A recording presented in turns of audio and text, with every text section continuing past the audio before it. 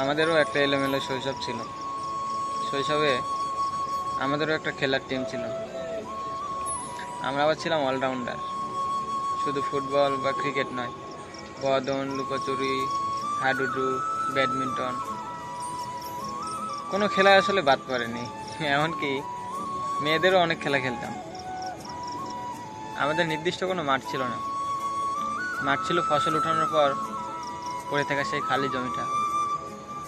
সারাদিন যাই করি, দিনের শেষ ভাগে সূর্য পশ্চিম আকাশে হেলে পড়লেই সবাই মাঠে হাজির হয়ে যেতাম।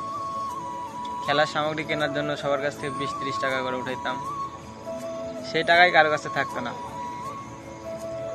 বাবাকে তো বলার সাহস হতো না, অনেকে মায়ের আঁচল ধরে কান্নাকাটি করতো, টাকা না দিলে যে খেলতে নেবে না। আমাদেরও একটা মধুর শৈশব ছিল। কত ছেলে মানুষই করেছি।